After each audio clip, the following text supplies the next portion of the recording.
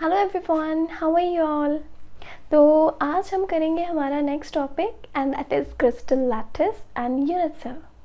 अब देखिए, simple terms में अगर आप इन दोनों चीज़ों को समझ लेते हो कि हम क्रिस्टल लैटिस किसे कहते हैं, यूनिट सेल क्या होता है, after that things going to be easy for you. So देखिए, अगर मान लीजिए मुझे एक रूम बनाना है, रूम बनाने के लिए क्या करना पड़ेगा, ब्रिक्स लानी पड़ेगी। ब्रिक्स लगाएंगे स्पेसिफिक ऑर्डर में और उसके बाद क्या तैयार हो जाएगा हमारे लिए, एक रूम।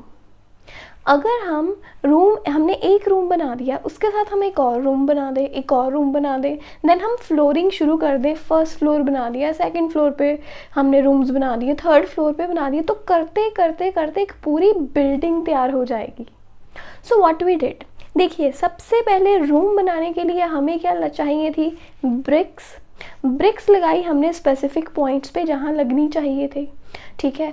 तो ये एक चीज़ हुई। जब सभी ब्रिक्स को हमने एक स्पेसिफिक ऑर्डर में अरेंज कर दिया, आफ्टर दैट हमारे पास एक पूरा का पूरा रूम तैयार हो गया। अगर हम वैसे ही रूम्स को रिपीट करते जाते हैं तो रूम्स के रिपीट होने पे हमारे लिए एक पूरी की पूरी बिल्डिंग तैयार हो जाएगी। तो ऐसा ही रहता है कुछ हमारे सॉलिड के क्रिस्टल्स में। तो क्या रहता है, कुछ पर्टिकुलर पॉइंट्स पे लगते हैं कॉन्स्टिट्यूएंट पार्टिकल्स। क्या लगते हैं, कॉन्स्टिट्यूएंट पार्टिकल्स। अब वो हमारे लिए क्या हो सकते हैं, कॉन्स्टिट्यूएंट पार्टिकल्स हमारे लिए एटम्स भी हो सकते हैं, वो आयंस भी हो सकते हैं और वो मॉलिक्यूल भी हो सकते हैं। एटम्स, आयंस और मॉलिक्यूल्स, ये सभी के सभी मिलके हमारे लिए क्या बना सकते हैं, कॉन्स्टिट्यूएंट पार्टिकल्स। किसी सॉलिड में एटम्स हैं, कहीं पे आयंस हैं, किसी में मॉलिक्यूल्स हैं, तो ये हमारे बेसिकली रहते हैं कॉन्स्टिट्यूएंट पार्टिकल्स। अब वो कौन सी स्पेस पे अरेंज रहेंगे, कौन सी उनकी पोजीशन है, उसे हम कहते हैं लैटिस पॉइंट। क्या कहते हैं, लैटिस पॉइंट। अब एक रूम बनाना है, हम हर जगह तो ब्रिक्स नहीं लगा सकते, स्पेसिफिक एरिया रहता है, स्पेसिफिक पॉइंट रहता है जहाँ पे ब्रिक्स लगती हैं। सिमिलरली एक सॉलिड का क्रिस्टल बनाना है, हर एक जगह पे थोड़ी ना आयंस होंगे, कुछ पर्टिकुलर पॉइंट्स पे होंगे। उन पॉइंट्स को हम क्या कहते हैं, लैटिस पॉइंट्स। जब लैटिस पॉइंट पे एटम्स आ गए, राइट, तो आफ्टर दैट उन्हें ज्वाइन करने पे जो एक बेसिक यूनिट तैयार होता है उसे हम कहते हैं यूनिट सेल। जब उन्हीं बेसिक यूनिट्स को हम फर्दर एंड फर्दर रिपीट करते हैं, जैसे room, and we are just repeating the process, एक और रूम बना दिया, एक और रूम बना दिया, फिर फ्लोरिंग शुरू कर दी, वहाँ पे भी रूम बना दिया, तो वो रूम्स को बनाते बनाते हमारे लिए क्या बन जाती है, बिल्डिंग। सिमिलरली अगर हम यूनिट सेल्स को रिपीट करते जाएंगे तो हमारे लिए पूरा का पूरा क्या तैयार हो जाएगा, क्रिस्टल लैटिस, राइट। और एक चीज़ आप और याद रखेंगे कि क्रिस्टल लैटिस को स्पेस लैटिस भी कहते हैं। Crystal lattice is also called as space lattice. और ये जो क्रिस्टल या स्पेस लैटिस है उसे हम 2 डायमेंशनल फॉर्म में भी रिप्रेजेंट कर सकते हैं और 3 डायमेंशन फॉर्म में भी। सबसे पहले आइए हम देखते हैं कि 2 डायमेंशनल फॉर्म में हमारे पास क्या क्रिस्टल लैटिस है। अब देखिए, यहाँ पे आपको रेड डॉट्स दिखाई दे रही हैं। ये जो रेड डॉट्स हैं ये हमारे लिए शो कर रही हैं हमारे कॉन्स्टिट्यूएंट पार्टिकल्स, कि इन पोजीशन पे मान लो कॉन्स्टिट्यूएंट पार्टिकल्स अरेंज्ड है। अब 2 डायमेंशनल लैटिस में हमारे पास डिफरेंट टाइप्स के क्रिस्टल लैटिस हैं। अब देखिए क्या है, ये सभी के सभी क्या हैं, कॉन्स्टिट्यूएंट पार्टिकल्स। जब हम इन कॉन्स्टिट्यूएंट पार्टिकल्स को एक स्पेसिफिक पैटर्न में ज्वाइन करते हैं तो ये हमारे लिए क्या बन गया, इसका यूनिट सेल। अब यही यूनिट सेल अगर फर्दर एंड फर्दर रिपीट होता जाएगा तो हमारे लिए पूरा का पूरा क्या बन जाएगा, क्रिस्टल लैटिस। अब देखिए, ये स्क्वायर की फॉर्म में भी है। अगर ये स्क्वायर की फॉर्म बना रहा है तो इसे हम कहेंगे square lattice. If it is in the form of rectangle तो इसे हम क्या कहेंगे, rectangular lattice. In a very similar way we have parallelogram lattice, we have rhombic lattice. Rhombic lattice में हमारे पास क्या है, देखिए 4 कॉन्स्टिट्यूएंट पार्टिकल्स ज्वाइंट हैं, लेकिन उनके सेंटर में एक और पॉइंट भी है, एक और यहाँ पे कॉन्स्टिट्यूएंट पार्टिकल प्रेजेंट है। तो इसीलिए क्या कहते हैं इसे, देखिए जैसे ये रेक्टेंगल है उसी तरह से ये भी रेक्टेंगल है, लेकिन इसके इंटीरियर में एक पॉइंट है ना, तो इसे और क्या नाम देते हैं, रेक्टेंगुलर विद इंटीरियर पॉइंट। इस लैटिस को कहा जाता है रेक्टेंगुलर विद इंटीरियर पॉइंट, कि इसके इंटीरियर में एक और पॉइंट है। After that we have hexagonal lattice. Hexagonal lattice में क्या है, जब भी हम लैटिस पॉइंट्स को ज्वाइन करते हैं तो हमारे पास हेक्सागन शेप बनती है। अगर हेक्सागन शेप बन जाए तो उसे हम सिंपली क्या कहेंगे, हेक्सागोनल लैटिस, राइट। तो अभी देखिए हेक्सागोनल लैटिस का दूसरा नाम क्या है, रोम्बस विद 60 डिग्री एंगल। अब देखिए ये रोम्बस, अब देखिए ये तो 6 पॉइंट्स हमने ज्वाइन किए, जब हम, ये आपको रैंडमली शो कर रही हूँ, देखिए जब हम 6 पॉइंट्स को ज्वाइन करते हैं तो हमारे लिए क्या बन गया, ये हेक्सागन। तो इसलिए हम इसे क्या कह देंगे, हेक्सागोनल लैटिस, राइट। अब इसके इंटीरियर में भी एक और पॉइंट है। अगर इस इंटीरियर पॉइंट को भी कॉन्स्टिट्यूएंट पार्टिकल्स के साथ जोड़ा जाए तो ये यहाँ पे हमारे लिए क्या बन गया, रोम्बस, और इसका एंगल कितना रहता है, 60 डिग्री। इसीलिए इसे और क्या कहते हैं, रोम्बस विद 60 डिग्री एंगल। तो 2 डायमेंशनल लैटिस में हमारे पास 5 टाइप्स हैं। कौन कौन सी, square, rectangular, parallelogram, rhombic and hexagonal lattice, right. So this is a thing here. अब देखिए ये क्या है, ये सभी कॉन्स्टिट्यूएंट पार्टिकल्स हैं, उन्हें कहते हैं लैटिस पॉइंट्स। जिस भी पॉइंट पे, जिस पर्टिकुलर पोजीशन पे हम शो कर रहे हैं कॉन्स्टिट्यूएंट पार्टिकल को, उसे हम कहते हैं लैटिस पॉइंट। एक बनेगा तो वो हमारे लिए रहेगा यूनिट सेल। जब वो अपने आप को रिपीट करेंगे तो पूरा का पूरा क्या बन जाएगा हमारे लिए, crystal lattice. Now we shall discuss crystal lattice in 3 dimensions. देखिए यहाँ पे मैंने आपके लिए कंपैरिजन रखा है 3 डायमेंशनल एंड 2 डायमेंशनल स्पेस या क्रिस्टल लैटिस में। देखिए सबसे पहले क्या है, 3 डायमेंशनल क्रिस्टल लैटिस में हम तीनों एक्सिस यूज करते हैं, X axis, Y axis and Z axis. जबकि अगर हम बात करें 2 डायमेंशनल की, 2 डायमेंशनल में हमारे पास सिर्फ और सिर्फ 2 एक्सिस का यूज है, that is the X axis and the Y axis. We are not using Z axis there. So देखिए अभी क्या है हमारे पास 3 डायमेंशन में। अब देखिए यहाँ पे आपको एक क्यूब दिखाई देगा, देयर इज अ क्यूब। अगर इसी क्यूब को ओवर एंड अगेन रिपीट किया जाए, we are just repeating the same unit. इसे बार बार रिपीट करने पे फर्दर एंड फर्दर जितना मर्जी रिपीट कर लो तो ये क्या बना के देगा हमारे लिए, स्पेस लैटिस। तो यहाँ से बिल्कुल क्लियर है कि जो यूनिट सेल है वो पूरे स्पेस लैटिस का स्मॉलेस्ट पोर्शन है, मतलब छोटे से छोटा पार्ट है, जिसे बार बार रिपीट करने पे हमारे लिए क्या तैयार होगा, स्पेस लैटिस। और स्पेस लैटिस क्या है, जिसमें पार्टिकल्स 3 डायमेंशनल स्पेस में बहुत ही अच्छे, कह लो एक ऑर्डर मैनर में अरेंज्ड है, और वो क्या बना देते हैं हमारे लिए, स्पेस लैटिस। तो यहाँ पे ये चीज़ है। And we are having definitions for you.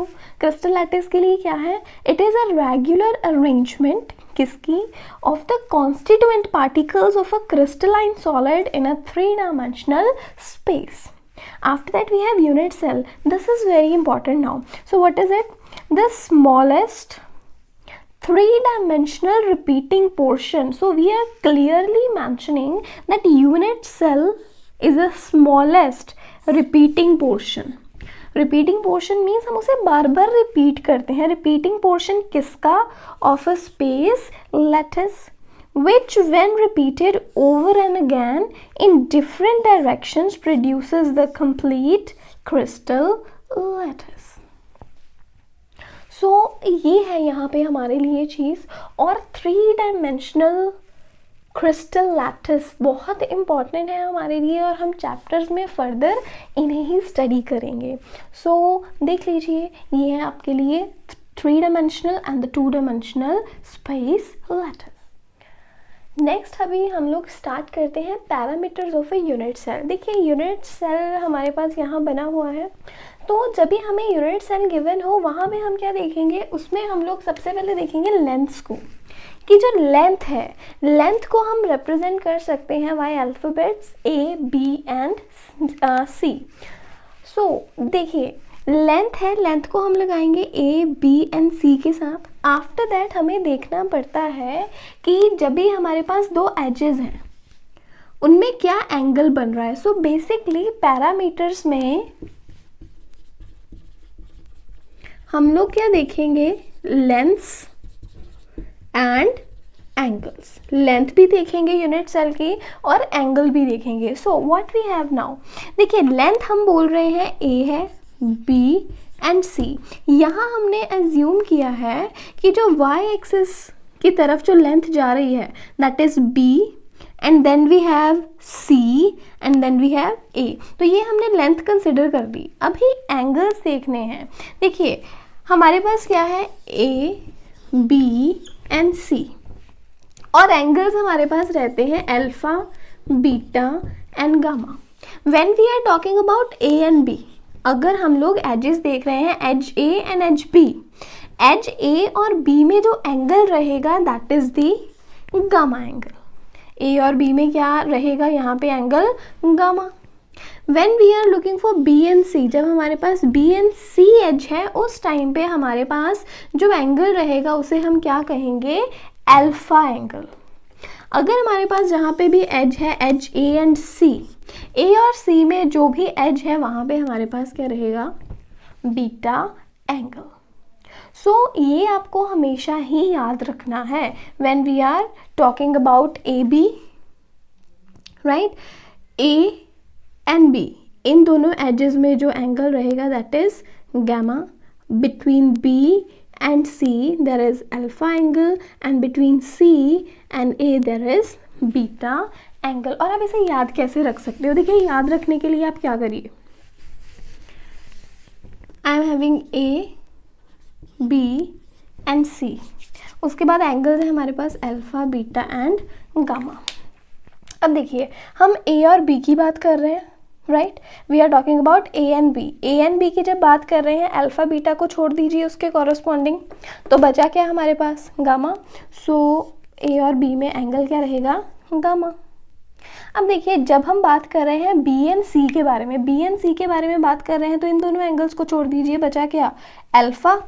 तो B और C में क्या एंगल रहेगा, alpha. And when we are talking about A and C, A और C की बात कर रहे हैं, A के कॉरस्पॉन्डिंग अल्फा को लीव कर दीजिए, B के कॉरस्पॉन्डिंग गामा को लीव कर दीजिए, बचा क्या, बीटा। तो A और C में जो एंगल रहेगा वो क्या रहेगा हमारे पास, बीटा। तो इस तरह से आप एक ट्रिक बना के इसे याद रख सकते हैं। अभी नेक्स्ट हम लोग करेंगे टाइप्स ऑफ यूनिट सेल। देखिए यूनिट सेल्स हमारे पास दो तरह के रहते हैं, primitive unit cells and non primitive unit cells. अब यहाँ आप इनके और नाम क्या याद रखेंगे, प्रिमिटिव यूनिट सेल को सिंपल यूनिट सेल भी कहते हैं। सो देखिए इसमें क्या है, सो सेल्स में जो उनकी हमने कैटेगराइजेशन यहाँ की है, जिस बेसिस पे उन्हें डिवाइड किया है, वो ये है कि जो कॉन्स्टिट्यूएंट पार्टिकल्स हैं वो किस पोजीशन पे प्रेजेंट है। तो देखिए मैं आपको पहले सिंपल आपको ड्रॉ करके बताती हूँ। देखिए we are taking a cube, ये हमारा यूनिट सेल है,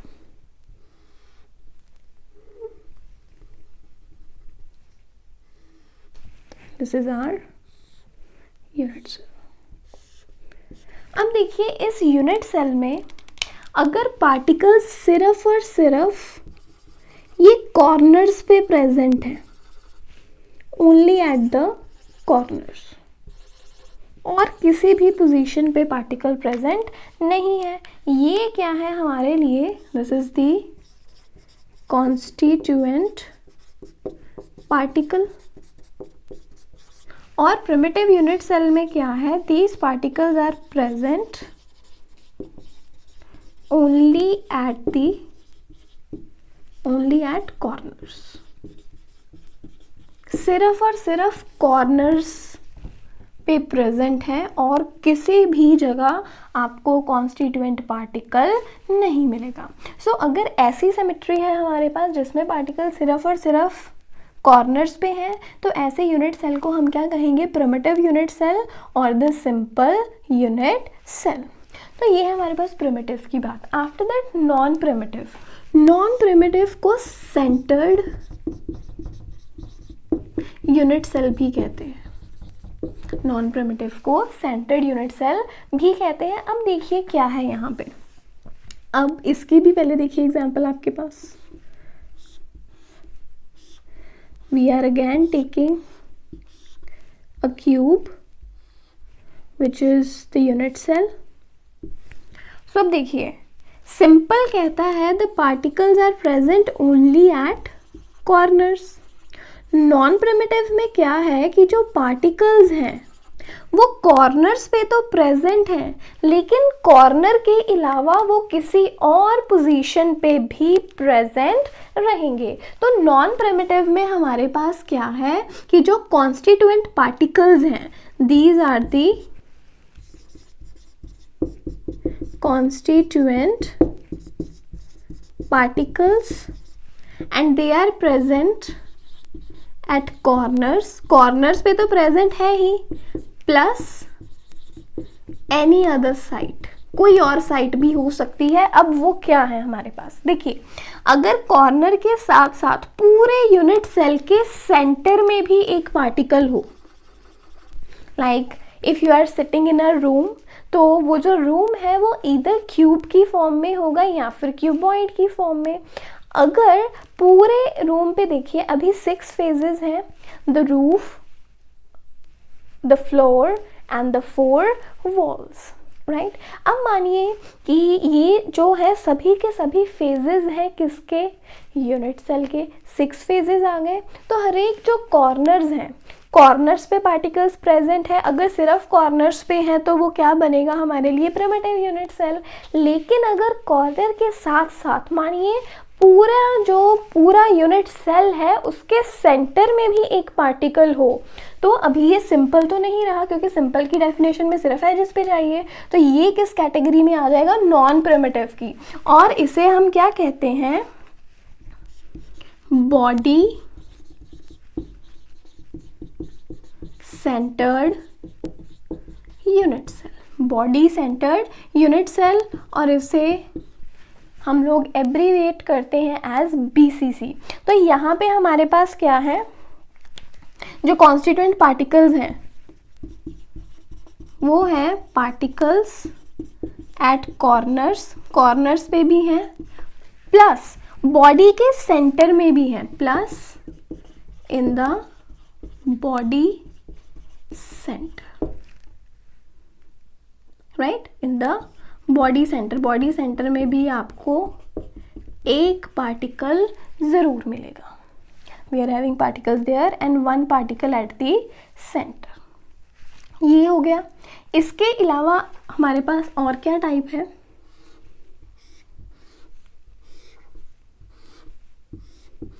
we are having the unit cell again. अब देखिए यहाँ क्या है कि पार्टिकल्स जो कॉर्नर्स पे रहने हैं वो तो है ही। अब हमारे पास क्या है, 6 फेजेस हैं। 6 फेजेस में अगर हर एक फेज के सेंटर में एक पार्टिकल हो, जैसे अपर फेज है, अपर फेज के सेंटर में पार्टिकल, लोअर फेज के सेंटर में पार्टिकल, ये जो राइट फेज है, राइट फेज के सेंटर में पार्टिकल, लेफ्ट के भी फेज में particle, then in the front one and the back one. तो यहाँ पे क्या है हमारे पास, इसे नाम दिया जाता है, देखिए हर एक फेज के सेंटर में पार्टिकल है तो इसे हम कहते हैं face centred unit cell, face centred unit cell, और इसकी एब्रीविएशन है FCC। अब इस पे हमारे पास क्या है, पार्टिकल्स हैं एट कॉर्नर्स, कॉर्नर्स पे तो हैं ही पार्टिकल्स, प्लस एक पार्टिकल हर एक फेज के सेंटर में भी है, plus 1 particle each in the centre of the phase, in the centre of the phase, कि हर एक फेज के सेंटर में भी एक पार्टिकल है। तो ये हमारा बन गया FCC unit cell, right. Next third type क्या है हमारे पास, again we have to consider a unit cell. Unit cell के कॉर्नर्स पे पार्टिकल्स हैं, ये चीज हमें पता है। अब इसमें क्या है, अगर कॉर्नर्स के साथ साथ कोई भी दो ऑपोजिट फेजेस हैं, उनके सेंटर पे पार्टिकल्स हो, opposite phase in the sense the left and the right phase, अगर इन दोनों के सेंटर में हो, अगर टॉप एंड बॉटम फेज ये दोनों ऑपोजिट हो गए, अगर इनके सेंटर में हो, और किसी की बात नहीं कर रहे हैं, सिर्फ और सिर्फ दो ऑपोजिट फेजेस की बात कर रहे हैं, तो उसे हम क्या कहते हैं, end-centered unit cell. What it is called as end-centered unit cell. जैसे ये है face centered, ये है end centered, and then we have body center. End center में हम क्या कहेंगे, particles at corners, की corners पे particle हैं, plus कि जैसे अभी मैं आपको कह दूं कि ये टॉप फेज है, इसके सेंटर में पार्टिकल रहे, और एक पार्टिकल रहे ये जो बॉटम फेज है इसके सेंटर में। So what I can say, particles present है at the corners, plus 1 particle each in the centre, centre किसके, ऑपोजिट फेसेस के, in the centre of opposite faces. तो ये हमारे पास क्या बन जाएगा, end centred unit cell. So यहाँ पे हमने क्या स्टडी किया कि different type of unit cells हैं, और ये सभी जो टाइप्स हैं ये बहुत ही इंपॉर्टेंट है। इसी चैप्टर में इनके रिगार्डिंग हम फर्दर इंफॉर्मेशन भी कलेक्ट करेंगे। सो देखिए, अभी आपको समझ में आ गया कि प्रिमिटिव में पार्टिकल सिर्फ कॉर्नर पे है, अगर कॉर्नर के अलावा किसी और पोजीशन पे भी पार्टिकल प्रेजेंट हो तो उसे क्या कहा जाएगा, नॉन प्रिमिटिव। अगर पूरी बॉडी के सेंटर में एक पार्टिकल है, बॉडी सेंटर, 8 के अलावा, कॉर्नर्स के अलावा अगर हर एक फेस के सेंटर में भी पार्टिकल्स है तो फेस सेंटर्ड यूनिट सेल। अगर 8 कॉर्नर्स के अलावा कोई भी दो ऑपोजिट फेजेस के सेंटर में पार्टिकल है तो उसे हम क्या कहेंगे, एंड सेंटर्ड यूनिट सेल। तो दैट्स ऑल फॉर टुडे। हम हमारी नेक्स्ट वीडियो में एक और इंटरेस्टिंग टॉपिक करेंगे, और वो किस पे बेस्ड रहेगा, यही यूनिट सेल्स पे। और हमने इनके जो पैरामीटर्स किए हैं, हमने लेंस की हैं, एंगल्स किए हैं, उनके बेसिस पे हमारे पास किस तरह के क्रिस्टल लैटिस हो सकते हैं, क्या यूनिट सेल्स हो सकते हैं, ये सब हम डिस्कस करेंगे हमारी नेक्स्ट वीडियो में। Thank you for watching.